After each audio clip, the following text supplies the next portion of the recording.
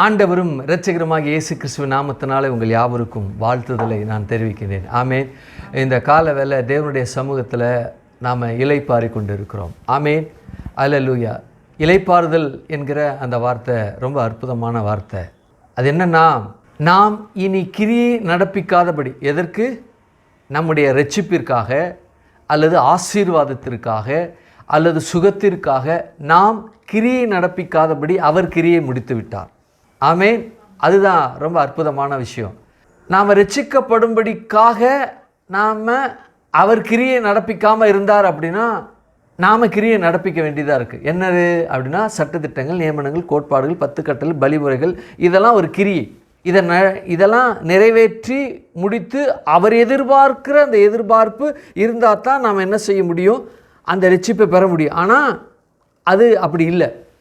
ஏன்னா பாவ உணர்வில் இருக்கிறபடினால அது 99.9% முடிச்சிட்டேன்ப்பா, 0.01 அதில் நான் தவறிட்டேன் அப்படின்னாலும் முற்றிலும் தவறுனதுக்கு அர்த்தம். அது தேவனுடைய பாஸ் என்னது? 100க்கு 100. அதுதான் தேவன் வைத்திருக்கிற பாஸ், ரட்சிப்புக்கான பாஸ் அல்லது மீட்புக்கான பாஸ். 99.99999ன்னு போட்டு அந்த அளவுக்கு நான் எல்லாத்தையும் முடிச்சிட்டப்பா அப்படின்னா, எஸ், வெரி குட், உனக்கு 100 போடுறேன் அப்படின்னு உலகம் சொல்லிடும். ஆனால் தேவனுடைய பார்வையில் 99.99999ன்னு சொல்லிட்டு இருந்தாலும் .0000001 அந்த ஒன்று ஏதோ ஒன்று மிஸ் ஆயிடுச்சுங்க அப்படின்னா யூ ஆர் டோட்டலி ஃபெயில்டு, 0 அப்படின்னு அர்த்தம். அதனால் என்ன செய்ய முடியாது? நம்முடைய கிரியை நடப்பிக்க முடியாது. சரி, சுகத்திற்காக நாம் கிரியை நடப்பிக்கணும் அப்படின்னா அதுவும் முடியாது. ஏன்னா பாவத்தினுடைய இன்னொரு பரிமாணம் அல்லது இன்னொரு பலன் அல்லது இன்னொரு கிளை அல்லது இன்னொரு டைமென்ஷன் தான் வியாதி. இது சாபத்தின் மூலமாக என்ன செய்யப்படுகிறது? என்ன செய்யுது? பூமியில் இந்த மனுஷர்களுக்குள்ளே பேலன்ஸ் செய்து கொண்டு இருக்கிறது. பாவம் பிரவேசித்தது கீழ்ப்படியாமை மூலமாக. பிரவேசித்த உடனே உன்னிமித்தம் பூமி சபிக்கப்பட்டிருக்கும். அந்த சாபமே என்ன செய்யப்படுகிறது? மனுஷனுக்குள்ளே பலவீனத்தை, நோயை, வியாதியை கொண்டு வருது. அதன் நிமித்தமாக மனிதன் மரிக்கிறாங்க. அதற்காக அவனும் என்ன செய்ய முடியாது? கிரியை நடப்பிக்க முடியாது. ஒன்று பாவத்திற்காக, இன்னொரு பலவீனத்திற்காக, இன்னொன்று செழிப்பு அப்படின்னு இருக்குது. செழிப்பிற்காக கிரியை நடப்பிக்கிறாங்களா? செழிப்பிற்காக, ஆசீர்வாதத்திற்காக கிரியை நடப்பிக்கிறாங்க. என்னென்னா, காலையில் சிறுவர் முதல் காலேஜ் படிக்கிறவங்க எல்லாம் எதிர்காலத்தில் நான் சம்பாதிக்கிறதுக்காக இப்போ படிக்கிறாங்க. எல்கேஜிலேருந்து, என் ப்ரீகேஜிலேருந்து காலேஜ் முடித்து டாக்டரேட் வந்து அப்போ ஒரு வேலையில் உட்கார்றதுக்காக ப்ரீகேஜிலேருந்தே கிரியை நடப்பிக்கிறாங்க.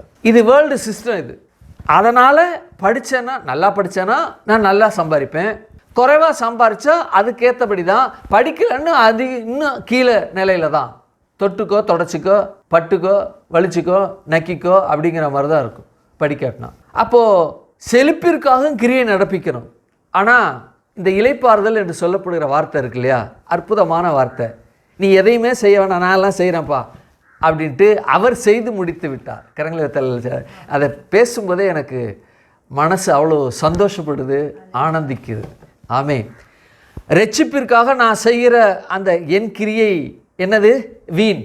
2வது, நான் இந்த பூமியில் பலவீனத்தோட நோயோடு இருக்க மாட்டேன் என்கிறதுக்காக அவர் செய்து முடித்து விட்டார். நான் செய்தேன்னா அது வீண். 3வது, செழிப்பிற்காக என் படிப்பு, என்னுடைய அனுபவம் இதெல்லாம் பிரயோகித்தாலும் சாபம் தன்னில் இருந்து மனுஷனை புல் பண்ணிக்கிட்டு இருக்கு, கீழே இழுத்துக்கிட்டு இருக்கு. ஆகினால அதுவும் முடியாது. அப்போ அதை விட்டு மகனே, நான் உன்னை ஆசீர்வதிக்கிறேன். ஆமேன். கர்த்தருடைய ஆசீர்வாதமே ஐஸ்வர்யத்தை தரும். ஆமேன். அல்லேலூயா. அப்போது இளைப்பாறுதலுக்குள்ளே பிரவேசித்த யாவரும், நீங்கள்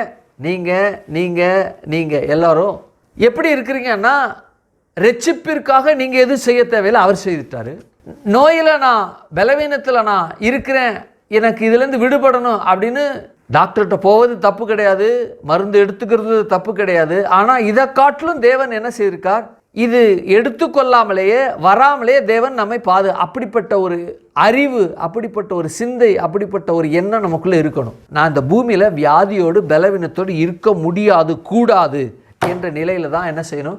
நாம் அப்படிப்பட்ட நிலையில் இருக்கணும். அதுதான் இளைப்பாறுதல். உலகத்தில் எல்லாருக்கும் நோய் வருது, எனக்கு வராதுப்பா, எனக்கு இல்லை. இதுதான் வேதம், இதுதான் தேவன், இதுதான் நமக்கு வைத்திருக்கிறார், இளைப்பாறுதலுக்குள்ளே வைத்திருக்கிறார். உலகத்தில் இருக்கிற எல்லாம் கஷ்டப்பட்டு வேர்வை சிந்தி கண்ணீர் சிந்தி தன்னுடைய பொருளாதாரத்தை பெருக்க அல்லது செழிப்பு உண்டாக அவன் வேலை செய்கிறான். நாம் அப்படி இல்லை. அழகா தேவனுடைய இளைப்பாறுதலுக்குள்ளே இருக்கிறனா என்ன நம்ம செய்யணுமோ அதை செஞ்சால் 100 மடங்கு பலனை பெறுகிறோம். ஆமென். வாக்குத்தத்தங்கள் இந்த 100 விஷயத்தில் என்ன செய்து கிரியை செய்கிறது. ஈசாக்கு விதை விதைத்தான், கர்த்தர் அந்த வருஷத்தில் அவன் 100 மடங்கு பலனை பெற்றான். ஏன்? வாக்குத்தத்தம் ஆசீர்வாதம். அப்போது எல்லாம் கஷ்டப்பட்டுக்கிட்டு இருந்தாங்க, பஞ்ச காலத்தில் விதைச்சாங்க, கஷ்டப்பட்டு இருக்கிறான். ஆனால் இவன் மாத்திரம் என்ன செய்தான்? பெருக்கத்தில் உண்டான. ஏன்? இளைப்பாறுதல், வாக்குத்தத்தம், ஆசீர்வாதம், இளைப்பாறுதல். இது எல்லாத்தையும் நம்ம அனுபவித்து கொண்டு இருக்கிறோம். இதுதான் நிதர்சனமான, இதுதான் ஒரு கர்த்தர் நமக்கு வைத்திருக்கிற ஒரு மேலான அனுபவம். அந்த நிலையில் தான் நம்ம சபையில் நாம் பிள்ளைகளாக நாம் என்ன செய்ய உட்கார்ந்து கொண்டு இருக்கிறோம். அந்த நிலையில் தான் நாம் என்ன செய்கிறோம்? இருக்கின்றோம். கரங்களை தலையில் சொல்லுங்க. ஆமே, அல்லேலூயா. நான் மாத்திரமல்ல, ஆவிக்குரிய சபைகளில் இருக்கக்கூடிய எல்லா ஜனங்களும் இளைப்பாறுதலுக்குள்ளே பிரவேசித்து வருத்தப்பட்டு பாரம் சுமக்கலே நீங்கள் எல்லாரும் என்னிடத்தில் வாருங்கள், நான் உங்களுக்கு இளைப்பாறுதலை தருவேன் அப்படின்னா தந்து விட்டா. வருத்தப்பட்டு பாரம் சுமந்துக்கிட்டு இருந்தோம், வியாதி, பாவம், இன்னும் வறுமை, இதிலிருந்து நமக்கு மீட்பு உண்டானது. ரட்சிக்கப்பட்டோம், வியாதியிலேருந்து நீக்கப்பட்டு பலவானாக இருக்கிறோம். அவர் ரத்தம் நம்மை பலவானாக மாற்றி இருக்கிறது. அது மாத்திரமல்ல, கல்வாரி சிலுவையில் பிசாசு என்னெல்லாம் திருடி வச்சானோ அதெல்லாம் எடுத்து ஆண்டவராய் கர்த்தர் நம்ம கையில் கொடுக்கத்தக்கதாக கல்வாரியில் முடிச்சிட்டார். நீ பாடலாம் பட வேணாம், கஷ்டம்லாம் பட வேணாம் தம்பி, இதுக்குள்ளே எல்லாம் இருக்குதுன்னு சொல்லிட்டு. ஆகவே ஆவிக்குரிய சபைகளை உலகமெங்கு பார்த்து கொண்டு இருக்கிற எல்லா ஆவிக்குரிய சபையில் இருக்கிற எல்லாரும் இளைப்பாறுதலுக்குள் பிரவேசித்து இருக்கிறோம் என்ற எண்ணம், என்ற அறிவு, என்ற ஒரு போதனை, என்கிற ஒரு புரிதல் நமக்குள்ளே இருக்கும் பொழுது நிச்சயமாகவே அதை அனுபவிப்போம். என் ஜனங்கள் அறிவில்லாமையால் சங்காரமாகிறார்கள். எந்த அறிவு? நான் இளைப்பாறுதலுக்குள்ளே இருக்கிறேன் என்ற அறிவு எந்த மனுஷனுக்குள்ளே இல்லையோ அவர்கள் என்ன ஆகிறாங்க? அந்த இளைப்பாறுதல் அடைந்தும் அதை அனுபவிக்காமல் இந்த பூலோகத்தை விட்டு கடந்து போகிறாங்க. இதுதான் துரதிர்ஷ்டவசமான ஒரு காரியம். ஆகவே இளைப்பாறுதலுக்குள்ளே நாம் பிரவேசித்திருக்கிறோம். தேவன் அப்படிப்பட்ட நிலையில் தான் நம்மை வைத்திருக்கிறார். கரங்களுடைய தலையில் சொல்லுங்க. ஆமே, ஆமே. நாம் விசுவாசத்தை குறித்து தியானித்து கொண்டு இருக்கிறோம். விசுவாசமானது நம்பப்படுகிற உறுதியும் காணப்படாததில் நிச்சயமாக இருக்கிறது என்று சொல்லி எபிரேயர் 11:1 சொல்லப்பட்டிருக்கிறது. இந்த விசுவாசம் என்று சொல்லப்படுகிற இந்த வார்த்தை ஒரு அற்புதமான வார்த்தை. இது உலகத்தில் இருக்கக்கூடிய எல்லா உயிரினங்களும் பெற்றிருக்கிறது. அந்த உயிரினங்கள் என்று சொல்லப்படுகிற விஷயத்தில், அந்த காரியத்தில், அந்த வார்த்தையில் மனுஷனும் என்ன செய்கிறான்? அதில் இருக்கிறான். அப்போது இவனுக்குள்ளே இந்த விசுவாசம் எப்படி இருக்கிறது என்றால், அவன் இந்த விசுவாசத்தை பெற்றிருக்கிறான். உலகத்தில் இருக்கிற எல்லா ஜனங்களும் அந்த விசுவாசத்தை பெற்றிருக்கிறாங்க. அப்போ மனிதர்கள் நிமித்தமாக 5 நிலைகளில் அவங்க இருக்கிறாங்க. ஒன்று, காட்டில் வாழ்கிற, குகைகளில் வாழ்கிற காட்டுவாசிகள். அவங்களுக்குள்ள விசுவாசம் இருக்குது, கடவுளை நம்புகிற நம்பிக்கை. அதனுடைய அடிப்படையில் அவங்க வாழ்ந்து கொண்டு இருக்காங்க. கடவுள் யாருன்னு தெரியாது, அவர் பேர் தெரியாது. ஆகவே இயற்கையை தெய்வமாக வழிபடுகிற ஜனங்களாக இருக்கிறாங்க. 2வது, எண்ணம், மனது குருடாக இருக்குது. தங்களுக்கென்று தெய்வங்களை அவங்களே உண்டாக்கி அவங்களே வழிபடுகிற ஜனங்களாக இருக்கிறாங்க. 3வது, சிலை வழிபாடு செய்து வழிபடுகிற சிலை வழிபாட்டு கிறிஸ்தவர்கள் சிலை வழிபாடு செய்யக்கூடாது, வேதம் போதிக்குது. நீங்கள் யாத்திராமம் 20 நீங்கள் வாசித்து பார்த்தீங்களா? என்னையன்றி வேறு தேவர்கள் உண்டாயிருக்க வேண்டாம், வானத்திலும் பூமியிலும் தண்ணீரிலும் யாதொரு விக்கிரகத்தையாவது சொரூபத்தையாவது உங்களுக்கு உண்டாக்கி சேவிக்காமல் நமஸ்கரிக்காமல் இருக்க கடவீர்கள் என்று சொல்லிட்டு, அதே 20:24 நீங்கள் வாசித்து பார்த்தீங்க அப்படின்னா, என்ன போல கூட வெள்ளியினாலும் பொன்னினாலும் என்ன செய்யாதீங்க, உருவத்தை உண்டாக்காதீங்க அப்படின்னு சொல்லியிருக்காரு. அப்போ அவரை போல கூட என்ன செய்யக்கூடாது? இந்த சிலை வழிபாடு அவரை போல கூட செய்யக்கூடாது. இதுதான் வேதம். ஆனால் இவங்க என்ன செய்கிறாங்க? மனது குருடாக இருக்குது, ஆகவே இந்த ஆர்சி கிறிஸ்தவர்கள் சிலையை வைத்து வழிபடுகிறார்கள். இன்னும் சொல்லப்போனால் மனுஷியை வழிபடுறாங்க. மனுஷியை வழிபடலாமா? மனுஷி யாரு? மேரி மாதா. மேரி இயேசுவின் தாய். இயேசுவின் தாய் கனமான பாத்திரம். ஏன்னா இயேசுவை சுமக்கக்கூடிய அளவிற்கு அந்த பாத்திரத்தை தேவன் தேர்ந்தெடுத்தார். பாலை நம்ம வாங்குறோம் அப்படின்னா கையில் வாங்கிட்டு இல்லை வாயில் ஊற்றிக்கிட்டு நான் போய் ஒரு சட்டியில் அந்த பாலை பூணு ஊதி அதை காய்ச்சி அப்படியா, இல்லை கையில் அப்படியே வாங்கிக்கிட்டு ஒரு சட்டியில் அப்படியே ஊற்றி காய்ச்சறோம் அப்படியா? இல்லை, பாத்திரம் வேணும். பாலை வாங்க பாத்திரம் வேணும். அது மாதிரி ஆண்டவராகிய இயேசு கிறிஸ்து மனிதனாக பிறப்பதற்காக கர்ப்பம் சுமக்கக்கூடிய ஒரு பாத்திரம் வேணும். அதான் பாத்திரம். அந்த பாத்திரம் எப்படி இருக்கணும்? அப்பலுக்கற்றதா இருக்கணும். அவங்க அந்த லேடி அப்பலுக்கற்றவங்களா இருந்துச்சு. ஆகையினால அந்த லேடி கடவுள் கிடையாது. ஆண்டவராக இயேசு கிறிஸ்து இந்த பூமியில் இருந்த பொழுது எல்லாரும் ஆண்டவராக இயேசு கிறிஸ்து உங்க தாய் வந்திருக்கார் அப்படின்னோடனே, யார் என் தாய், என் சகோதரர், என் வசனத்தை கேட்டு அவர்கள்படி செய்கிறவர்கள் இவர்கள் தானே அப்படின்னார். காணா ஒரு கல்யாணத்தில் திராட்சை ரசம் தீர்ந்துருச்சு. உடனே போய் மேரிகிட்ட சொல்கிறாங்க. மேரி வந்து இயேசுக்கிட்ட சொன்னேனே, ஸ்திரீயே உனக்கு எனக்கு என்ன வேலையை பாரு அப்படின்ட்டு சொல்லிட்டு, இருந்தாலும் அவர் மனது உருகிற தேவன். யார்? ஆண்டவராகிய கர்த்தர் பூமியில் மனு உருக்கொண்டு வந்த அந்த கடவுள் தேவன் ரொம்ப மனது உருக்கம் கொண்டவர். தீர்ந்து போச்சு, இந்த கல்யாணம் நல்ல சந்தோஷமாக ஆரம்பிக்கப்பட்டது, எண்டில் ரொம்ப சோகத்தில் முடியக்கூடாது அப்படிங்கிறதுக்காக அந்த ஸ்ரீயை உனக்கு எனக்கு சொன்ன உடனே பலார்னு ஒரு அறை கொடுத்த மாதிரி இருந்தது மேரி மாதாவுக்கு. அவர் என்ன சொல்கிறாரு கேளுங்க, என்ன நான் இதுக்கு சம்மந்தம் எனக்கு இல்லை, அவர் என்ன சொல்கிறார கேளுங்க அப்படின்ட்டுருச்சு. உடனே நல்ல ஜாடி நிறைய தண்ணியை ஊற்று அப்படின்ட்டு அதை ஆசீர்வதித்தார். உலகத்தில் இப்படிப்பட்ட சுவை உள்ள திராட்சை ரசம் உலகத்தில் இதுவரைக்கும் யாரும் பருகிடாத அளவிற்கு, அருந்திடாத அளவிற்கு, சுவைத்திராத அளவுக்கு அவ்வளவு சுவையாக இருந்ததாக வரலாற்றறிஞர்கள்லாம் சொல்கிறாங்க, வேத வல்லுநர்லாம் சொல்கிறாங்க. அவ்வளவு டேஸ்ட், அவ்வளோ குவாலிட்டினா குவாலிட்டி. கடவுள் கொடுக்குறாரியா திராட்சை ரசத்தை, மனுஷன் கொடுக்கல. அது யோசிச்சு பாருங்கள் எவ்வளோ அருமையானது. அப்போது மேரி என்னது? ஒரு பாத்திரம், அவ்வளோதான். இயேசு பரமேறின பிறகு சீசர்லாம் உட்கார்ந்துருக்கிறாங்க. இயேசுவின் தாயாகிய மரியாளும் உட்கார்ந்துருந்தா ஒரு சாதாரண மனுஷி போல. மனுஷி தான் அவள், சாதாரண மனுஷி தான் அவள், கடவுள் அல்ல. எங்களுக்காக வேண்டிக் கொள்ளுங்க அப்படின்னு இயேசுக்கிட்ட வேண்டிக் கொள்கிற மாதா வழியாக போகிறாங்க. தேவையில்லை. மாதாவிட்டே வேண்டுறாங்க, அதுவும் தேவையில்லை. அது ரொம்ப அபத்தமானது, ஆபத்தானது, அருவருப்பானது, ரொம்ப பாவமான காரியம். மனுஷன் மூலமாய் அல்லது மனுஷனுக்கிட்ட போய் பாவத்தை அறிக்கையிட்டு பாவ மன்னிப்பு பெறுகிறதும், மனுஷன் மூலமாய் தேவன்கிட்ட போகிறது பாவ மன்னிப்பு பெறுவதும் மகா அருவருப்பான, மகா கேவலமான, மகா பாவமான காரியம். அதை வேதம் ஒருபோதும் என்கரேஜ் பண்ணுறதில்ல. ஆனால் ஆர்சி மக்கள் என்ன செய்கிறாங்க? அதை பண்ணுறாங்க. அடுத்தது பெயரளவில் இருக்கக்கூடிய பெயர் கிறிஸ்தவர்கள், பிதாக்குமார் நல்லா தெரியும் ஆனால் அனுபவிக்கலை. ஆகவே உலகத்தில் என்ன மனிதர்கள் எப்படி பாவத்தில் ஈடுபட்டு செய்கிறார்களோ அதை விட பாவத்தில் இருக்கிறாங்க, அதே போல் பாவத்தில் இருக்கிறாங்க. ஆகையினால அவங்க கண்டுகொள்ள முடியவில்லை.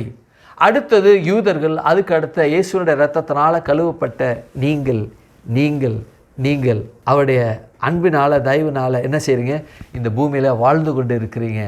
அவருடைய இரட்சிப்பை பெற்று இதுதான் உன்னதமான, உயர்வான, மேலான அனுபவத்தை பெற்றவர்கள். ஆமே, அல்லேலூயா. அப்போது இப்படிப்பட்ட நிலையில தான் என்ன செய்யப்பட்டிருக்கிறது? இருக்கிறது. நாம் விசுவாசத்தை குறித்து தியானிக்கும் பொழுது யூதர்கள் அவங்க நம்புகிறாங்க. என்ன நம்புகிறாங்க அப்படின்னா, மேசியா வருவார், மேசியா வந்து எங்களை பாதுகாப்பார், எங்களை வழிநடத்துவார், எங்களை ஆளுகை செய்வார் என்று சொல்லி, மேசியா வருவார் என்று சொல்லி அவங்க வேறு டைமென்ஷனில் என்ன செய்கிறாங்க? அதை பார்க்குறாங்க. ஆனால் வேதம் என்ன செய்கிறது? அவர் இரட்சகராக வருவார், அவர் மரியினுடைய, அதாவது ஒரு கன்னியின் வயிற்றில் பிறப்பார், இரட்சகராக வருவார், உங்கள் பாவத்தை சுமப்பார், அப்படிலாம் இருக்குது. இவங்க பாவத்தை விட்டுட்டு எங்களை ஆளுவார் என்கிற ரீதியில் பார்க்குறாங்க. அப்போது ஆண்டவராகிய கர்த்தர் இந்த பூமியில் இருந்த பொழுது அந்த மனு குலத்திலேயே, யூத குலத்திலேயே தேவனாகிய கர்த்தர் வர்றாரு. வந்தால் யூத குலத்தில் தானே இயேசு வந்தார். ஆகையினால எங்களுக்கெல்லாம் ரட்சிப்பு தேவையில்லைங்க, இயேசு எங்கள் குலத்தில் வந்துட்டாருங்க, எங்களுக்கு தேவையே இல்லைங்க. சொல்ல முடியாது. ஏன்னா இயேசு அந்த குலத்தில் வந்தாலும் அவர்களும் ரட்சிக்கப்பட வேண்டிய, இயேசுடைய இரத்தத்தினால கழுவப்பட வேண்டிய நிலையில தான் அவர்கள் இருக்கிறாங்க. ஆகையினால தான் நிக்கதேமு என்கிற ஒரு மனுஷனை ஆண்டவராக இயேசு கிறிஸ்து 2025 ஆண்டுகளுக்கு முன்பாக ஒரு இரவில் அவனை சந்திக்கிறாரு. சந்தித்து நீ மறுபடியும் பிறக்கணுங்கிறாரு. நான் எப்படி மறுபடியும் பிறக்க முடியும் என்று கேட்ட பொழுது, அவன் ஒரு பரிசேயன், யூதன், போதிக்கிறவன். ஆண்டவர் பார்த்து சொல்கிறார் அவனை, நீ போதகனாக இருக்கே, மோசேயுடைய ஆகமத்தை நீ பார்க்கிறியே, மோசேயுடைய ஆகமம் என்ன பேசுகிறது? வனாந்தரத்தில் இஸ்ரவேல் ஜனங்கள் முறுமுறுத்த போது விஷ பாம்பினால் தீண்டப்பட்டு செத்து கொண்டிருந்தாங்க. ஆகவே அந்த விஷ முறிவுக்காக மோசேயினால் செய்யப்பட்ட ஒரு வெண்கல சர்ப்பம் இருக்குது, அதை பாருங்க, பார்த்தா நீங்கள் பிழைத்துக் கொள்வீங்க. வரலாற்று அறிஞர்கள்லாம் சொல்கிறாங்க, ஆமாம் அதை பார்த்து தான் நான் பிழைக்க போகிறேன்னா என்று சொல்லி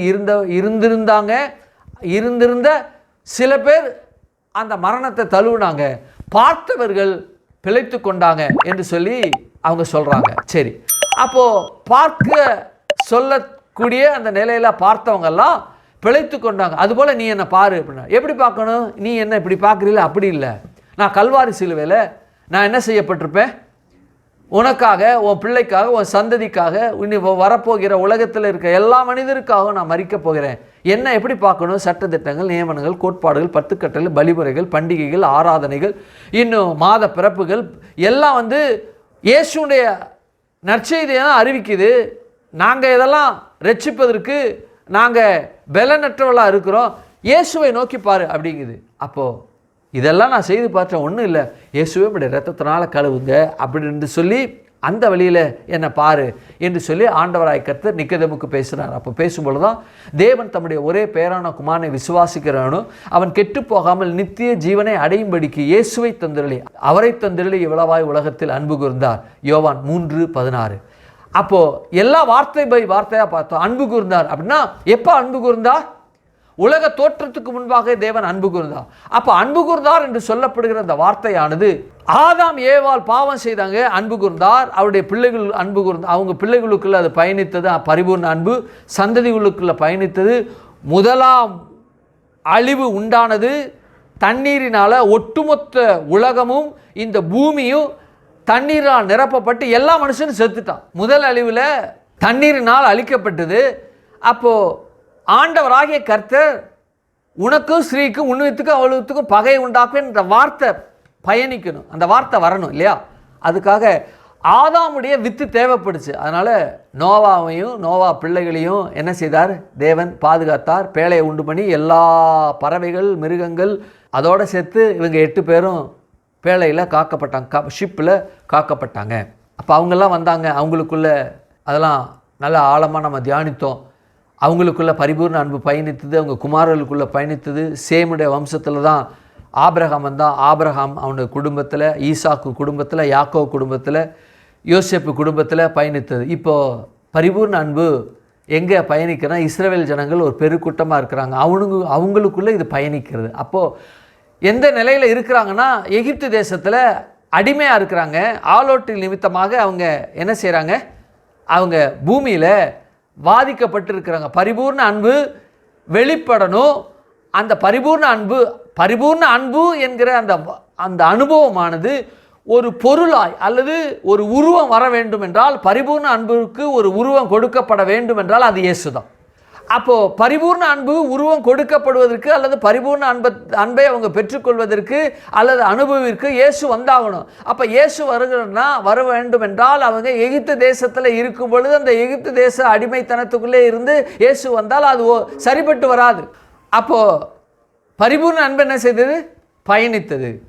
அப்போ தேவனாகிய கர்த்தர் இந்த குலத்தில் அவர் பிறக்கணும்னா அடிமைத்தனம் என்கிற இது இல்லாமல் இப்போது ஆலோட்டிகள் நிமித்தமாக பாடுபட்டு இருக்கிறாங்க. பரிபூர்ண அன்பு அவங்களுக்குள்ளே பயணிக்கிறது. எப்படி பயணிக்கிறது என்றால், அவங்களை விடுதலை செஞ்சு அவங்களுக்கு ஒன்று தேசத்தை உண்டாக்கி அந்த தேசத்தில் அவங்க பழுகி பெருகி அவருடைய கட்டளைகளை மாத்திரம் கை கொண்டு அவருக்கு ஆராதனை செய்து பரிசுத்த ஜனமாய் இருக்க வேண்டும் என்பதற்காக அவரை தேர்ந்தெடுத்தாங்க இல்லையா? அப்போது அவங்கள மீட்டு வரணும். அதுக்காக மோசே என்கிற ஒரு மனுஷனை என்ன செய்தார்? தேர்ந்தெடுத்தார். இப்போது இவன் மீதியான் தேசத்தில் இருக்கிறான், ஜனங்கள் எகிப்தில் வாதிக்கப்பட்டு இருக்கிறாங்க. இவனை இங்கேருந்து கொண்டு வந்து அங்கே மீட்பதற்காக தேவன் கொண்டு வரணும்னா அவனோட தேவன் பேசுகிறார். எங்கே? மீதியான் தேசத்தில் ஓரேப் மலையில் தேவன் பேசுகிறாரு. அப்போ பேசும்போது நீ வா அப்படிங்கிறாரு. உங்களை யாருன்னு எனக்கு தெரியாது, ஆகவே உங்கள் பேர் என்னன்னு கேட்குறான். நான் தாப்பா இருக்கிறவராகவே இருக்கிறேன் அப்படிங்கிறாரு. அப்போ இருக்கிறவராக இருக்கிறேன் அப்படின்னா பல நிலைகளை நம்ம பார்த்துட்டோம் இல்லையா? அப்போது இருக்கிறவராக இருக்கிறவர் அவருக்கென்று ஒரு எக்ஸிஸ்டன்ஸ் இருக்குது, ஒரு இருக்குதல் இருக்குது இல்லையா? அப்போது தேவன் எப்படி இருக்கிறவராக இந்த வேதாகமம் முழுவதும் ஜனங்களோடு ஜனங்களாக தன்னுடைய தேர்ந்தெடுத்த ஜனங்களுக்குள்ள எப்படி பயணிக்கிறார் என்றால் பிதா குமாரன் பரிசுத்த ஆவி என்கிற நிலையில் பயணிக்கிறார் வேதம் முழுவதும். அப்போ பிதா என்றால் என்ன, பிதா என்றால் யார் என்று ஆழமாக தியானித்தோம். குமாரன் என்றால் யார், அவர் எப்படிப்பட்டவர் என்று சொல்லி நம்ம தியானித்தோம். இப்போ பரிசுத்த ஆவியானவர் குறித்து நம்ம தியானித்து கொண்டு இருக்கோம் இல்லையா? அப்போ பரிசுத்த ஆவியானவர் குறித்து தியானிப்பதற்கு முன்பாக ஆவி என்றால் என்ன, மனிதனுடைய புரிதலுக்குள்ள ஆவி என்றால் என்ன என்று நாம் தியானித்தோம். அடுத்தது அசுத்த ஆவி என்றால் என்ன என்று தியானித்தாதான் பரிசுத்த ஆவியானவர் என்று சொல்லப்படும் பொழுது அவருடைய ஆழ் தத்துவத்தை நம்ம என்ன செய்ய முடியும், புரிந்து கொள்ள முடியும். ஆழ் தத்துவத்தை நம்ம புரிந்து கொள்ள முடியும். சரி, இப்போது கடந்த வாரத்தில் நம்ம லூக்கா 24 நம்ம என்ன செய்தோம், அதை வாசித்தோம். லூக்கா 24 ஒரு சம்பவம். என்ன சம்பவம் அப்படின்னா, ஆண்டவராகிய இயேசு கிறிஸ்து ரட்சிப்பதற்காக எல்லா காரியத்தையும் செய்து முடித்துட்டு அவர் 3ஆம் நாள் உயிரோடு எழுப்பப்பட்ட நிலையில் ஒரு செயல்பாடுகள் அங்கே அல்லது ஒரு நிகழ்வு அங்கே நடக்கிறது. என்னென்றால் சீஷர்கள் என்ன செய்கிறாங்கன்னா எம்மா ஊருக்கு போகிறாங்க. எருசலேமில் காத்திருங்கன்னா இவங்க எம்மா ஊருக்கு போகிறாங்க. அங்கே போகும்பொழுது இங்கே யார் போகிறா, சீஷர்கள் போகிறாங்கன்னு இருக்கு இல்லையா? யார் போகிறா? வாசிங்க லூக்கா 24:13 வாசிங்க. அன்றைய தினமே என்ன கவனிங்க போதும். அன்றைய தினமே அப்படின்னா ஆண்டவராக இயேசு கிறிஸ்து உயிரோடு எழுதிட்டாரு. மரியாளும் மகதலேனா மரியாளும் கல்லறைக்கு போகிறாங்க.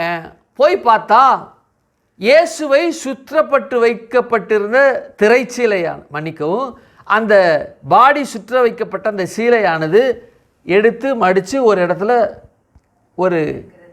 இடத்துல கிடத்தி வச்சுருக்காங்க.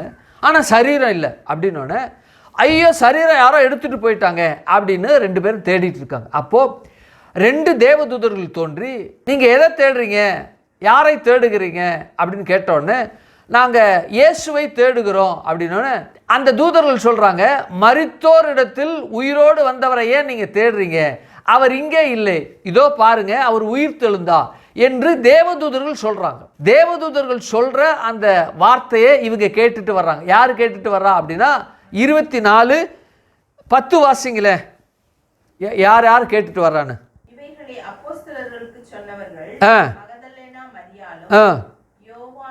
யோவானாலும்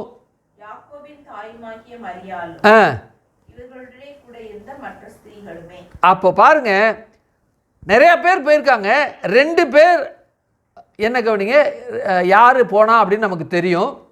2 பேர் உள்ளே போய் பார்த்துருக்காங்க, மற்றவங்களாம் வெளியில் நின்றுருக்காங்க என்று தான் வேத வல்லுநர் சொல்கிறாங்க. நான் உங்களுக்கு விளக்குறேன். லூக்கா 24:1 வாசிங்க. வாசிங்க. முதலாம் நாள் அதிகாலையில்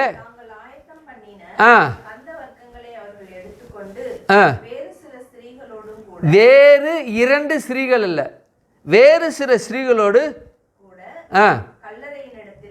வந்தார்கள்.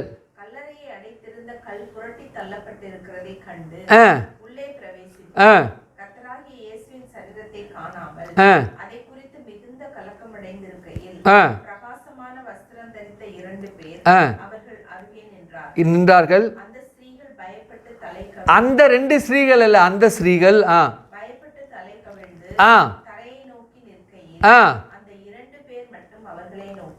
எந்த 2 பேரு? தேவதூதர்கள் நின்றாங்க. என்ன அப்ப அந்த ஸ்திரீகள் யாரு அப்படின்னா, நீங்க 10 வாசிங்கன்னா இவைகளை அப்போஸ்தலருக்கு சொன்னவர்கள் மகதலேனா மரியாள் 1, யோவன்னாள், யாக்கோபின் தாயாகிய மரியாள், இவர்களுடைய கூட மற்ற ஸ்திரீகளுமே. அப்படின்னா கிட்டத்தட்ட ஒரு 7-8 பேர் போயிருக்காங்க. போயிட்டு இந்த சீஷர்கள்ட்ட சொல்கிறாங்க. அப்போ சீஷர்கள்ட்ட சொன்ன உடனே வீண் பேச்சு, ஏன் வீணா ஏதாவது பேசிக்கிட்டு இருக்க, செத்தாராம், செத்தது ஓகே, அவர் உயிரோடு வந்தாராம், இவங்க பார்த்தாங்களா, ஏன் தேவையில்லாமல் பேசிக்கிட்டு வீண் பேச்சார், போ முதல்ல இடத்த காலி பண்ணு, ஆளையும் மண்டையும் பாரு அப்படிங்கிற மாதிரி பேசிட்டாங்க. அப்போது ரெண்டு சீஷர்கள் என்ன செய்கிறாங்க, எருசலேமுக்கு போகிறாங்க. வாசிங்க, அன்றைய தினமே 13 வாசிங்க. அன்றைய தினமே யாரு, சீஷர்களில் 2 பேர்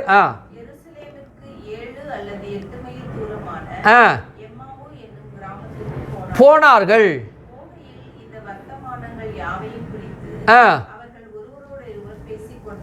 பேசிக்கொண்டார்கள்.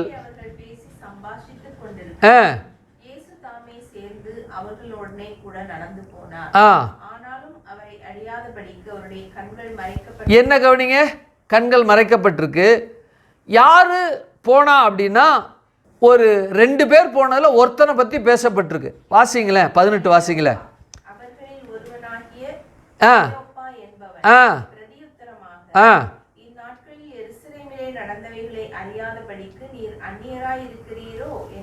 யார், கிளியோப்பா என்கிற ஒரு சீஷன் இயேசுவை பார்த்து இயேசுகிட்டே கேட்குறான், எது தெரியாதா அப்படின்னு. அனுபவித்த அனுபவசாலிகிட்டேயே அனுபவத்தை பற்றி பேசுகிறான், நடந்த சம்பவத்தை பற்றி பேசுகிறான். யார் இந்த கிளியோப்பா தெரியுமா உங்களுக்கு? கிளியோப்பாங்கன்னா யார் தெரியுமா? இயேசுடைய சித்தப்பா. இயேசுடைய சித்தப்பா. இந்த இயேசுடைய தாயாகிய மரியாளுடைய கணவர் யாரு? யோசேப்பு. யோசேப்பினுடைய தம்பி, சகோதரன். தம்பினா கசின் பிரதர் அப்படின்னு சொல்கிறாங்க. ஆகையினால தான் இந்த கிளியோப்பா சித்தப்பா என்கிற முறை வேணும். சரி, உங்களுக்கு அதுக்கு ரெஃபரன்ஸ் வேணும்னா யோவான் 19:25 வாசிங்க. யோவான் 19:25 வாசிங்களே. அருகே தாயாரும்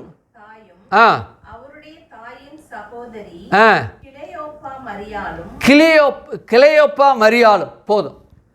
தாயோட சகோதரி அப்படின்னா என்ன கவனிங்க, இங்கே சொல்லப்பட்டிருக்கு, யோசேப்பு இருக்கிறான், அவனுக்கு கசின் பிரதர். அந்த கசின் பிரதர் அவனுக்கு ஒரு மனைவி. யோசேப்பு அப்படிங்கும் பொழுது யோசேப்புடைய மனைவி யார்? மரியாள். அப்போது யோசேப்பினுடைய தம்பி யார்? கிளையோப்பா. அப்போது இயேசுடைய தாயாகிய மரியாளுக்கு கிளையோப்பாவுடைய மனைவி யார் வேணும்? அப்போது இயேசுடைய தாய்க்கு தங்கச்சி புருஷன் அப்படின்னா என்ன கூப்பிடணும்? இயேசு சித்தப்பான்னு கூப்பிடணும். அந்த காலத்தில் 2 பேர் ஒரே பேருடைய வேறு பெண்ணை திருமணம் செய்திருப்பாங்கன்னா அந்த பெண்ணை அடையாளப்படுத்தி சொல்வதற்காக யோசேப்பினுடைய மனைவி மரியாள் அப்படிம்பாங்க. இதுவும் மரியாளே அப்படின்னா இது யாரு அப்படின்னா யோசேப்பினுடைய மனைவி ஆகிய மரியாளும் கன்ஃபியூஸ் வராமல் இருக்கிறதுக்காக இயேசுனுடைய தாயாகிய அல்லது இயேசுனுடைய தகப்பனாகிய சகோதரனுடைய மனைவி அவளும் மரியாள்னா என்ன சொல்லுவாங்கன்னா, அந்த மனைவியை கணவனுடைய பெயரை இடுபொருளாக அல்லது காரணப்பெறாக அல்லது அறிந்து கொள்ளத்தக்கதாக கணவனுடைய பெயரை சேர்த்து இவள்தான் என்று சொல்லி முறையிட்டு கூப்பிடுவாங்க, அல்லது அறுதியிட்டு ஒரு குறிப்பிட்டு கூப்பிடுவாங்க அடையாளம் காண்பதற்காக. மரியாள் இருக்கா, கணவன் யாரு? யோசேப்பு. இவளும் மரியாள். அப்போ இவளுடைய கணவர் கிளையோப்பா. அப்போ 2 பேர் வேறு பேர், ஆனால் மனைவி வேறவங்க, ஆனால் ஒரே பேர் கொண்ட வேறாக இருக்கிறதுனால அடையாளம் காண்பதற்காக மேரின்னு சொல்லிட்டா ஒருவேளை யோசேப்பை குறித்திரும். ஆகவே யோசேப்பை குறிக்காமல் இருப்பதற்காக இந்த மரியாள் யோசேப்பினுடைய சகோதரனாகிய கிளையோப்பாவை பேரிட்டு கூப்பிடுறாங்க. அதனால தான் கிளையோப்பா மரியாள் என்று சொல்லி அப்படி பேசுவது நிமித்தமாக யார் இந்த கிளையோப்பானா இயேசுவுக்கு சித்தப்பா. ஒரு சீசன் சித்தப்பாவாக இருக்கிறான், ஒரு சீசன் உறவின் முறையில் இருக்கிறான். 2 பேரும் நடந்து போகிறாங்க. 2 பேரும் என்ன செய்கிறாங்க? நடந்து போகிறாங்க. இப்போ உங்களுக்கு விளங்கிடுச்சுன்னு நினைக்கிறேன். 2 பேர் வேறு வேறு பேர், ஆனால் ஒரே பேருடைய வேறு வேறு பெண்ணை திருமணம் செய்திருப்பாங்கன்னா கணவனுடைய பெயரை பேசி தான் என்ன செய்வாங்க, சொல்லுவாங்க. அதனால் யார் இவன்? கிளையோப்பா. அப்போது ஆண்டவராகிய இயேசு கிறிஸ்து இங்கே என்ன செய்கிறார்? நடந்து வர்றாரு. நடந்து வந்த உடனே எல்லாம் பேசி அந்த எம்மாவூருக்கு கிட்ட வந்துருச்சு. கிட்ட வந்தோடனே என்ன செய்கிறாங்க? சரி நான் போகிறேன். ஏன்னா இவங்க 2 பேரும் எதுக்கு போகிறாங்க, எந்த இடத்துக்கு போகிறாங்கன்னு தெரியாது. இயேசு என்ன செய்கிறார்? கலண்டுக்க பார்க்குறார். இயேசு என்ன செய்ய பார்க்குறாரு? கலண்டுக்க பார்க்குறார். இவனுங்க என்ன செய்கிறாங்க? ஐயோ இவ்வளோலாம் சொல்கிற, நிறையா விஷயம் தெரியுது, என்னென்னவெல்லாம் சொல்கிறிய, தயவுசெய்து இருட்டாயிடுச்சு, எங்கள் வீட்டில் வந்து கண்டிப்பாக நீங்கள் தங்குங்க அப்படிங்கிறாங்க. வந்து தங்குறாங்க. பொதுவாக இரவு நேரங்களில் சாயந்தரம் 6லிருந்து 7 மணிக்குள்ளே இரவு உணவை முடிக்கிற பழக்கம் இஸ்ரவேல் ஜனத்திற்கு உண்டு. என்னது, நாமெல்லாம் இப்போது நவீன காலம் ஆயிடுச்சபடினால செல்ஃபோன் அதிகமாக பார்க்கறதுனால 8 மணி 9 மணி சாயந்தரம் 6 மணி மாதிரி ஆகிடுது. 11 மணி 11:30 தான் சாப்பிட்றதுக்கே ஆரம்பிக்கிறாங்க. இது இந்த நாளையில் இருக்கக்கூடிய ஒரு அவலம் நிலைமை. இது செல்ஃபோனுடைய தாக்கம். இது குறைக்கப்பட வேண்டும், இது முற்றிலுமாக மாற்றப்பட வேண்டும். அந்த நாளில் அப்படி கிடையாது. 11 மணிங்கன்னா அவங்க நல்லா தூங்கிக்கிட்டு கொரட்டை விடுற நேரம் அது. நாம் அப்போ தான் சாப்பிட்டுக்கிட்டு ஒருத்தர் பேசிக்கிட்டு இருப்போம். இல்லை அதனால் அப்போது ஆண்டவராகிய இயேசு கிறிஸ்து ஒரு 6 மணி 6:30 7 மணி இருக்கும். எல்லாம் சாப்பிட உட்காடுறாங்க. உட்கார்ந்த உடனே அப்பத்தை எடுத்து அப்படியே பிக்கிறார். பித்த உடனே உங்க கண்கள் திறக்கப்படுது, மறைஞ்சிட்டார். என்ன செய்தார்? மறைஞ்சிட்டார். மறைஞ்ச உடனே இந்த செய்தியை எல்லா சீசனுக்கும் போய் சொல்கிறாங்க. இந்த 2 பேர் கிளையோப்பாவும் இன்னொரு சீசனும் போய் சொல்கிறாங்க. போய் சொன்ன உடனே அவங்க நம்பணும்ல. ஆகையினால பிரத்யேகமாக ஆண்டவராக இயேசு கிறிஸ்து அவங்களுக்கு என்ன செய்கிறார்? அந்த இடத்துல தரிசனம் ஆறார். பாருங்க, வாசிங்க 24:39 வாசிங்க. நான் தான் என்று அறியும்படி என் கைகளையும் என் கால்களையும் பாருங்கள், என்னை தொட்டு பாருங்கள். நீங்கள் காண்கிறபடி மாம்சமும் எலும்புகளும் உண்டாயிருக்கிறது போல என் ஆவிக்கு இராதே என்று ஒரு ஆவிக்கு இராதே என்று சொல்லி போதும். அப்போ ஆவியை குறித்து ஒரு நிலைப்பாடு அந்த நாட்களில் மாத்திரமல்ல, இந்த நாட்களிலும் ஆவி அதற்கு சரீரம் இருக்கிறதா? கிடையாது. அதற்கு எலும்பு இருக்கிறதா? கிடையாது. மாமிசம் இருக்கிறதா? கிடையாது. ஆவிக்கு மாமிசம் எலும்பு இரத்தம் எதுவுமே கிடையாது. ஆகையினால மாமிசம் இரத்தம் இல்லாத இருக்கக்கூடிய எதுவானாலும் ஆவியின் ஸ்டேட்டில் தான் இருக்கும்.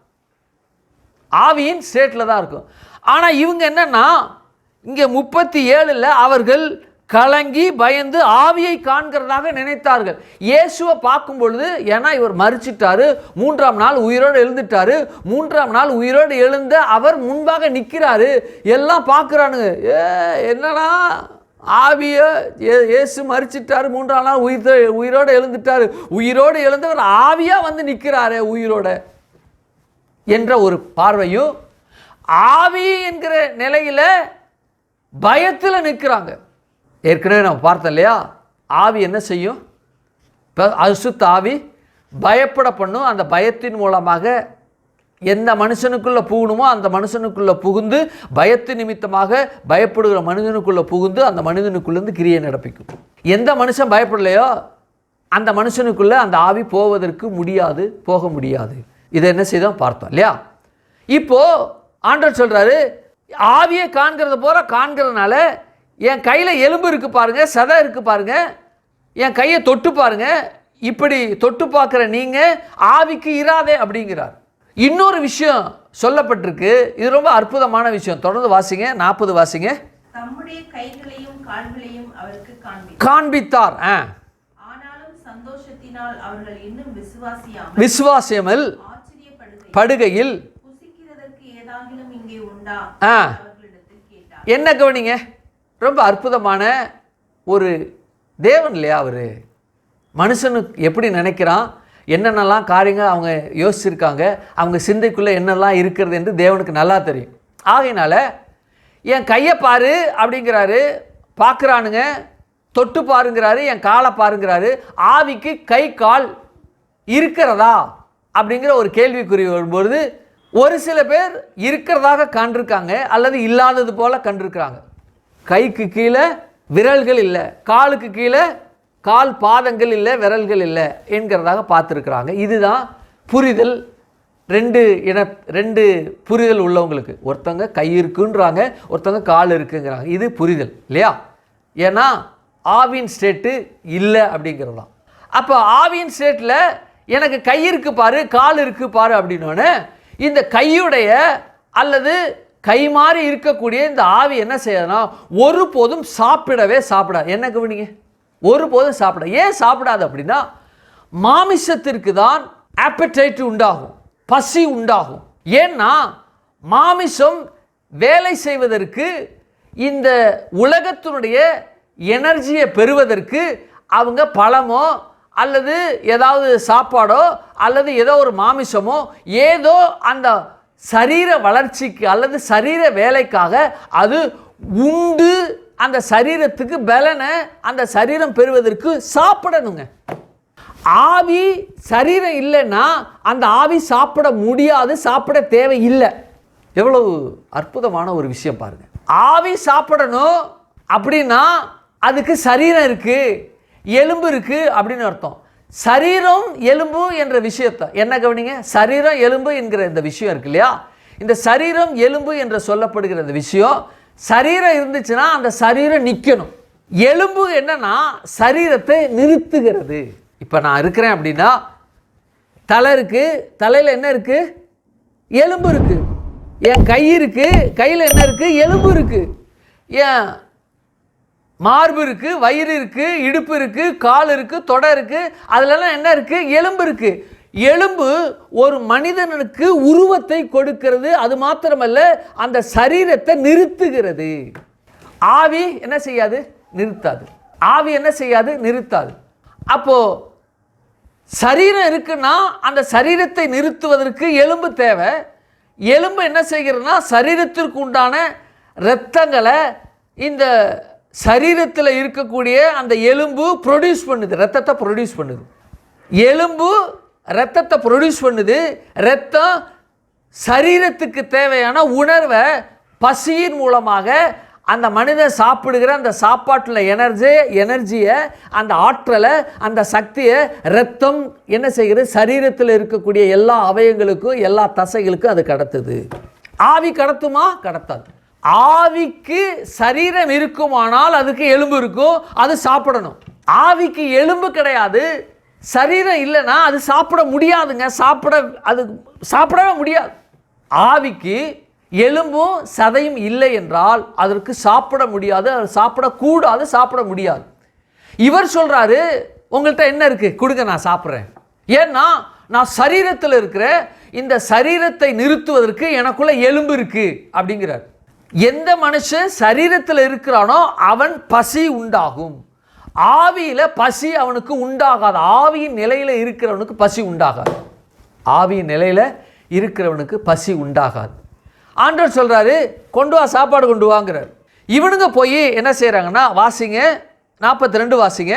அப்பொழுது பொரித்த மீன் கண்டத்தையும் 41 வாசிங்களேன். ஆனாலும் சந்தோஷத்தினால் அவர்கள் இன்னும் விசுவாசியாமல் படுகையில் ஏதாகிலும் இங்கே உண்டா என்று அவர்களிடத்தில் கேட்டார்.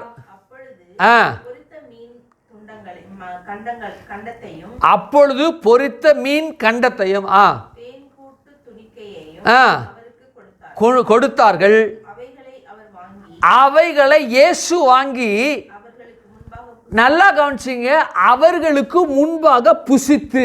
என்ன கவனிங்க, உங்கள்கிட்ட இருக்கிற மீனையும் இந்த தேன் கூட்டையும் கொடுக்குறீங்க இல்லையா, கொடுங்க நான் அப்புறம் போய் சாப்பிட்டுக்கிறேன், பார்த்தீங்களா நான் வாங்கி வச்சுக்கிட்டேன் அப்படின்னா சந்தேகம் வந்துடும். என்னடா ஆவி சாப்பிடாதுன்னு நமக்கு தெரியும், வாங்கி வச்சுக்கிட்டு போனால் இந்த ஆவி சாப்பிடுமா சாப்பிடலையே, உண்மையிலே ஒரு உயிர்த்து தான் எழுந்தாரான்னு சந்தேகம் வந்துடும். ஆகவே அவர்களுக்கு முன்பாக புசித்தார். என்ன செய்தார், புசித்து அவர்களை நோக்கி, மோசே நியாயப்பிரமாணத்திலும் தீர்க்க தரிசன ஆகமங்களிலும் சங்கீதங்களிலும் என்னை குறித்து எழுதியிருக்கிறவைகள் எல்லாம் நிறைவேற வேண்டியதென்று நான் உங்களோடு இருந்த பொழுது உங்களுக்கு சொல்லி கொடுத்து வந்த விசேஷங்கள் இவைகளே அப்படின்னு சொல்லி வேத வாக்கியங்களை அறிந்து கொள்ளும்படி. என்ன கவனிங்க, ரொம்ப முக்கியமானது. இவர் என்ன ஸ்டேட்டில் இருக்கிறாரு அப்படின்னா, ஆவியின் நிலையில் மனித சரீரத்தை உடையதாக இருந்தாலும் தேவ சரீரத்தை பெற்று இவர் எப்படி இருக்கிறாருன்னா அவங்களுக்கு முன்பாக நிற்கிறாரு. ஆவி நிலையில் மனித சரீரம் அல்லாத தேவ சரீரத்தை உடையவராக அங்கே அவர்களுக்கு முன்பாக நிற்கிற அவர், இந்த சீஷர்கள்லாம் அவரை அப்படியே பார்த்துக்கிட்டே இருக்கிறாங்க. சரி, எல்லாம் தீர்ந்துருச்சு, எல்லா விஷயங்களும் என்ன உண்டாயிடுச்சு, தெளிவு உண்டாயிடுச்சு, இப்போ ஆவி கிடையாது, அவர் உயிர்த்தல் தான் நாங்கள் நம்புகிறோம். அப்போ நம்புறது அந்த காரியம் இருக்கு இல்லையா, நம்புகிற காரியம் எதனுடைய அடிப்படையில் இருக்கப்பட வேண்டும் என்றால், இவரை குறித்து தீர்க்க தரிசனங்கள் மூலமாக, சங்கீதங்கள் மூலமாக, தீர்க்க தரிசிகள் மூலமாக உரைக்கப்பட்ட காரியங்கள் இவங்க நினைச்சாதான் இந்த காரியமானது ஃபுல்ஃபில் ஆகும், நிறைவாகும் இல்லையா.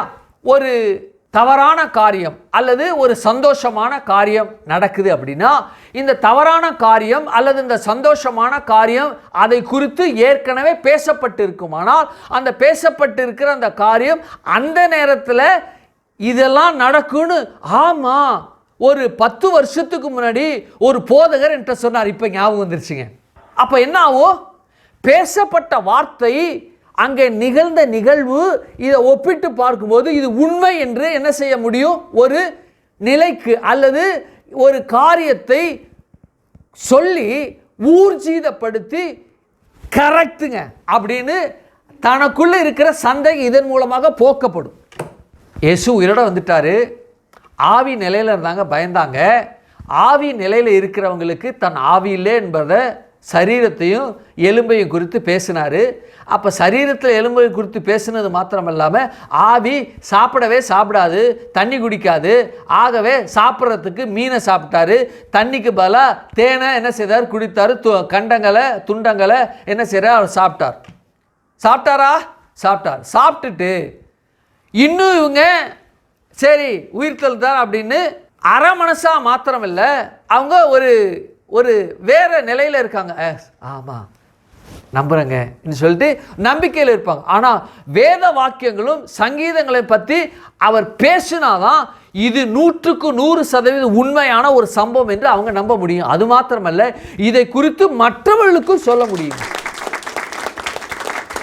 ஆவி நிலையில் இருந்த இயேசு ஆவி நிலையில் இல்லை, சரீரத்திலே வந்தார், எலும்பும் தோலுமா வந்தார். அவர் சாப்பிட்டாரு, எங்கள் முன்னாடி சாப்பிட்டாரு, நாங்கள் சாப்பிட்டதை அவரும் சாப்பிட்டாருங்க.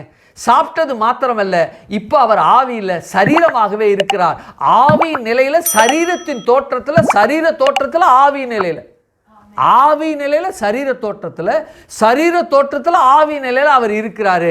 அப்போ வேத வாக்கியங்களை அவரை பற்றி சொன்னதெல்லாம் உண்மைங்க என்று சொல்லி வேத வாக்கியத்தை அவங்க என்ன செய்யணும், மற்றவர்களுக்கு போதிக்க இது நடந்தேற வேண்டும். அப்படி என்றால் ஆண்டவராகி கர்த்தர் என்ன செய்கிறாரு, அங்கே ஒரு அற்புதமான ஒரு அனுபவத்தை இவர்கள் பெற்றுக்கொள்ளும்படி ஆண்டவராய் கர்த்தர் பேசுகிறார். அங்கே ஒரு சம்பவம் நடக்கிறது. அது என்னவென்றால் லூக்கா 24:47 வாசிங்க. 47 இல்லை 45 வாசிங்க. லூக்கா 24:45 வாசிங்க. வேத வாக்கியங்களை அறிந்து கொள்ளும்படி. என்ன கவனிங்க, என்ன அறிந்து கொள்வது, வேத வாக்கியங்களை இயேசுவை குறித்து பேசப்பட்ட காரியங்கள்லாம் இதெல்லாம் நடந்தேற வேண்டும், நடந்தேற வேண்டிய காரியங்கள்லாம் இயேசு நடத்தினார். அவர்தான் இவர், அவர்தான் மேசியா, அவர்தான் தேவன் தான் இவர் என்று சொல்லி அறிந்து கொள்ள அவர்களுடைய மனதை இயேசு திறந்து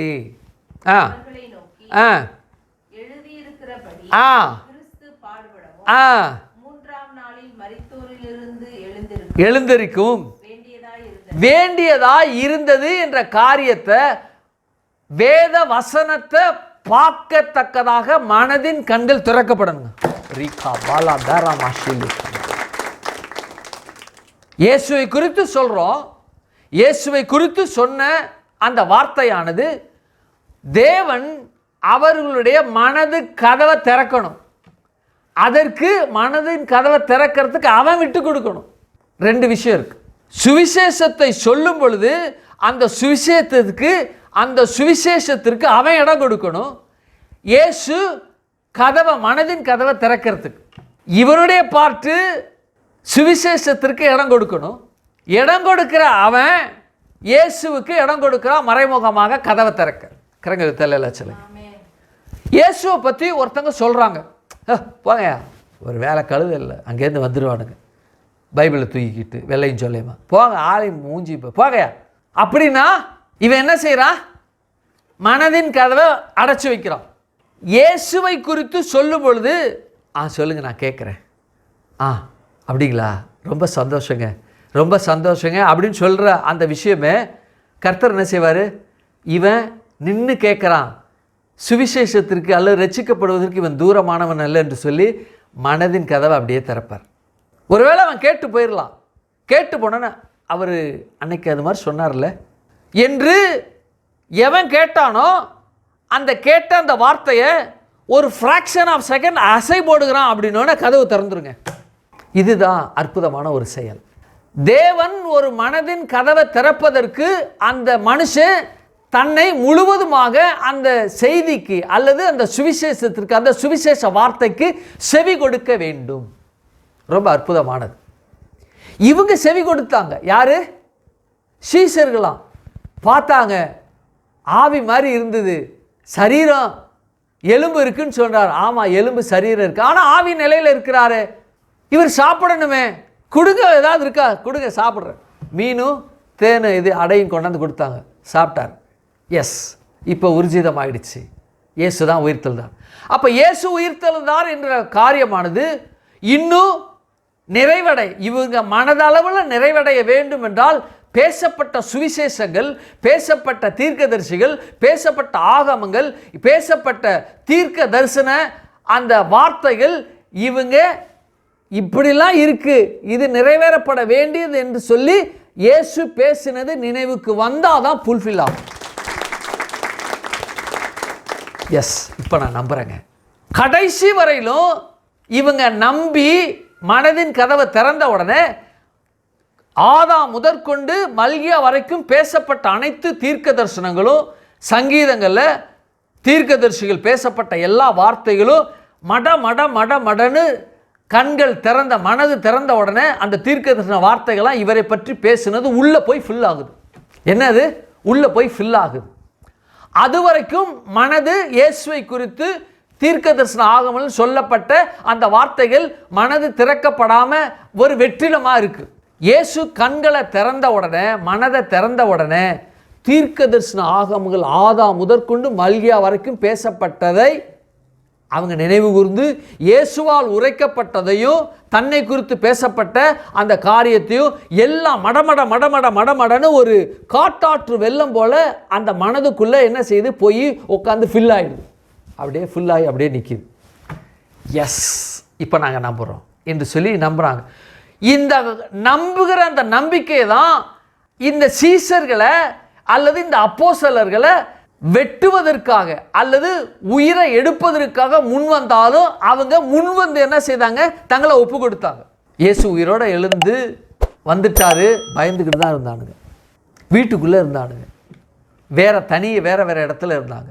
எப்போ மனது திறக்கப்பட்டதோ, ஆவியின் நிலையில் ஆவியின் கண்கள் மனது திறக்கப்பட்டதோ, அப்பொழுது ஆதாம் முதற்கொண்டு மல்கியா வரைக்கும் இயேசு சொன்ன வார்த்தைகளும் தீர்க்கதரிசிகள் சொன்ன வார்த்தைகளும் மலை மலை மலை மலை மலை மலைன்னு உள்ளே போய் ஊற்றப்பட்டது. அந்த வார்த்தைகள் எல்லாம் அவரை நம்பத்தக்கதாக பெரிய ஒரு அண்டா நிறையா அந்த வசனங்கள்லாம் ஒரு சாதாரண எழுத்து போல் இருந்துச்சு. இவர் வந்தார், அவரும் பேசினார், 3ஆம் நாள் உயிரோடு எழுந்தார். இப்போது ஆதாம் முதற்கொண்டு மல்கியா வரைக்கும், அப்புறம் இயேசு தான் வாழ்ந்த நாட்களை சொல்ல எல்லாம் சேர்ந்து ஒட்டு மொத்தமாக ஒரு பெரிய ஒரு கலவையாக ஒரு மிக்சர் மாதிரி டபடபடபடபன்னு வார்த்தைகள் எல்லாம் தீர்க்கதரிசிகள் சொல்லப்பட்ட எல்லாம் மனசில் ஊற்றப்பட்டு இப்போது எப்படி ஆயிட்டாங்கன்னா, என்னை யார் என்ன செய்தாலும் இவர்தான் இயேசு மரித்தோரிலிருந்து உயிரோடு எழும்பினார் என்று சொல்லத்தக்கதாக அப்படிப்பட்ட நிலையில் இந்த தீர்க்கதரிசன ஆகமங்கள் மனது வெற்றிடமாக இருந்துச்சு. நிரப்பப்பட்டபடினால தங்களை தலைகீழ வைத்து சிலுவையில் இறந்தால யார்? பேதுரு. பவுல் என்ன செய்தாங்க? சிறைச்சேதம் பண்ணாங்க. அந்திரேயை என்ன செய்தாங்க? தோலை உரிச்சாங்க. அப்போ என்ன செய்தது? எல்லாம் ஒவ்வொருத்தர் சீசர்களும் அந்திரேவை என்ன செய்தாங்க? அந்திரேவை என்ன செய்தாங்க? தோலை உரிச்சாங்க. மனுஷனுடைய உச்சந்தலேருந்து உள்ளங்கால் வரைக்கும் தோலை உரிச்சாங்க. அதாவது 12 சீஷர்களில் ஒருத்தன் யோவான் வயதாகி செத்தான்.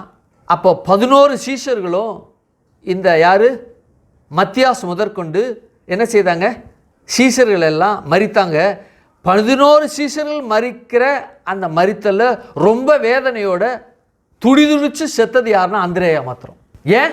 தோலை உரிச்சாங்க. ஸ்கின்னை உரிச்சா எப்படி வேதனை இருக்கும் தெரியுமா? வெட்டுனா கொஞ்ச நேரத்துக்கு துடிதுடிச்சு சாவாங்க, வலிக்கும், துடிதுடிச்சு சாவாங்க. ஒரு அரை மணி நேரமாக ஒரு 10 நிமிஷம் அப்படி. இவனை என்ன செய்யிட்டாங்க? தோலை உரித்து கையும் காலும் கட்டி வச்சு உச்சந்தலேருந்து உள்ளங்கால் வரைக்கும் அப்படியே தோலை உரித்தாங்க. அப்படியே அதை நைஃபை வச்சு என்ன செய்த கத்தியை வச்சு தோலை உரித்தாங்க. பயங்கரமாக எரியும். அதில் எறும்பு அப்படியே நடுங்கி அவதிப்பட்டு எத்தனையோ நாள் இருந்து ஒரு 3 நாள் 4 நாள் வேதனைப்பட்டு மரித்தவர்கள் 11 சீஷர்களில் ரொம்ப வேதனைப்பட்டு மரிக்க அளவுக்கு மரித்தான். யாருன்னா அந்திரேயா. என்ன காரணம்?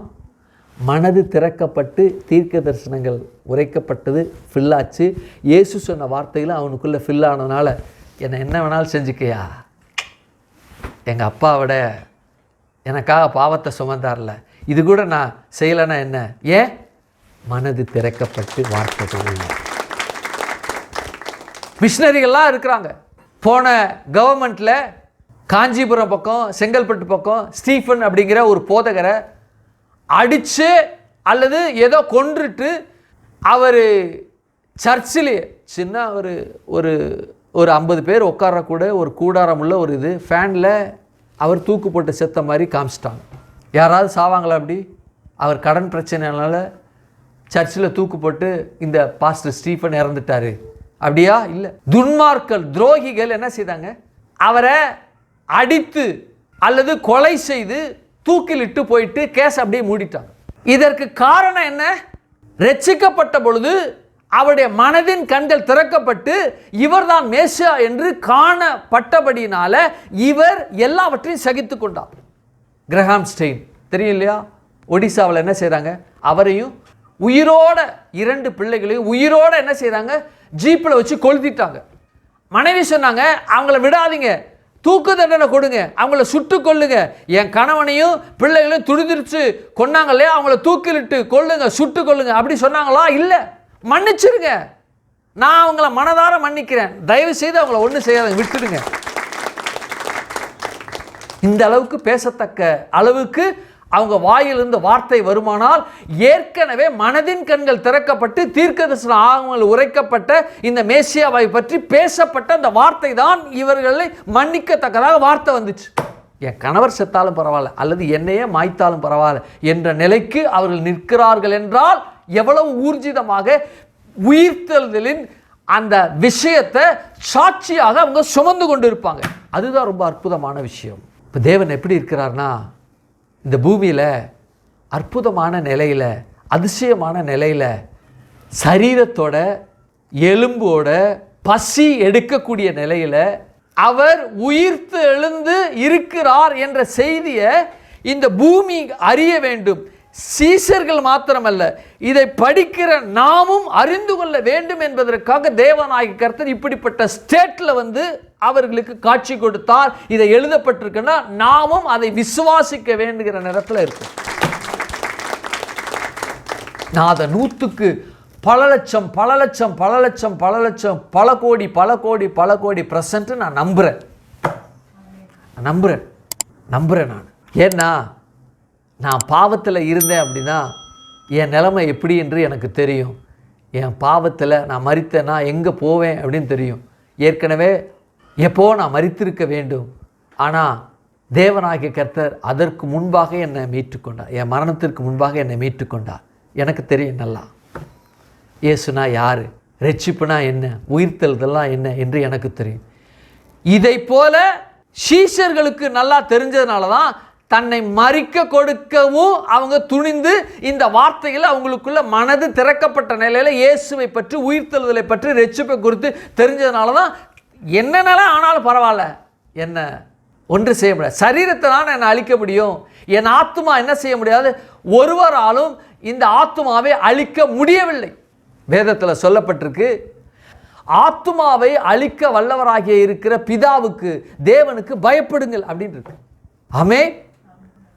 அப்போ தேவனாகிய கர்த்தர் அப்படிப்பட்ட நிலையில இந்த பூமியில என்ன இருக்கிற ஆவியின் ஸ்டேட் இது. ஆனால் சரீரம் உண்டு, அவருக்கு எலும்பு உண்டு, அவருக்கு பசி எடுக்கக்கூடிய சராசரி மனுஷரை போல பசி உண்டாகக்கூடிய நிலையில் அல்லது அந்த சரீரமானது சாப்பிடக்கூடிய அளவில் இருக்கு. அப்படின்னா ஆவிக்கு என்ன கிடையாது? எலும்பு இல்லை, மாமிசம் இல்லை, அதுக்கு பசி உண்டாகாது, அது எந்த விஷயத்தையும் புசிக்காது, எந்த விஷயத்தையும் புசிக்காது, எந்த விஷயமும் புசிப்பதற்கு அதுக்கு அனுமதி இல்லை, அது புசிக்கவே புசிக்காது. அப்படின்னா நம்முடைய எதிரி யாரு? கிறிஸ்தவர்களாகிய இயேசுனுடைய இரத்தத்தினால கழுவப்பட்டவர்களாகிய நமக்கு எதிரி யாரு? பிசாசு. சர்ச்சு முடிச்சுட்டு அல்லது சர்ச்சு லேட்டாக முடியுது அப்படின்னா அந்த லேட்டாக முடிகிற அந்த சர்ச்சு முடிந்து உடனே போய் சாப்பிடணும், ஏர்லி மார்னிங்கே எழுந்திரிச்சு என்னென்னலாம் மத்தியானம் சமைக்கணுமோ எல்லாம் சமைச்சிட்டு வச்சுருப்பாங்க. அப்படின்னா பிசாசு உண்மையிலே சாப்பிடுது. அப்படின்னா இந்த கிறிஸ்தவர்களை தொல்லை கொடுக்கணும். அப்படின்னா எந்த வீட்டில் இந்த ஆவிக்குரிய பிள்ளைகள் இருக்காங்களோ அந்த பிள்ளைகள் வீட்டுக்குள்ளே போய் பிரியாணி செஞ்சு வச்சுருப்பாங்க, அல்லது ஏதாவது சாப்பாடு செஞ்சு வச்சுருக்காங்க, அல்லது கோழியோ சிக்கனோ மட்டனோ ஏதோ செஞ்சு வச்சுருக்காங்க. அப்படின்னா அந்த வீட்டில் போய் அதை சாப்பிட்ரும். சாப்பிட்டு வெறும் பானே, அடப்பாவி பிசாசு வந்து பாரியா என்னத்தை சாப்பிட்டு போகுது, எதுவுமே செஞ்சு வைக்க முடியல, ஏசப்பா என்று சொல்லி முறையிடுவாங்க. கர்த்தர் நம்மை பாதுகாக்கிறார், உண்மைதான். பிசாசுக்கு ஆவிகள் ஒருபோதும் பசி உண்டாகாது, சாப்பிடவே சாப்பிடாது. தூதர்கள் அவங்க சாப்பிடுவாங்க. அதனால தான் வேதம் சொல்லு, தூதர்களின் அப்பம் மன்னா என்று சொல்லி என்ன செய்யுது? சாப்பிடுது. சரி, நான் உள்ளே போக விரும்பல. அப்போ பிசாசு சாப்பிடுமா? பிசாசு சாப்பிடாது. ஏன்னா அதுக்கு நியமிக்கப்பட்ட தண்டனை நல்லா தெரியும். நரகத்தில் என்றென்றும் ஐயோ நெருப்பில் இதுவரைக்கும் இந்த மனித சமுதாயம் கண்டிராத அவ்வளோ பயங்கரமான கொடிய நெருப்பு அது, அதில் போக போகிறேனே என்று சொல்லி இருக்கிற அதற்கு பசி உண்டாகாது. அதுக்கு உதாரணத்துக்கு சொல்கிறேன் பாருங்க.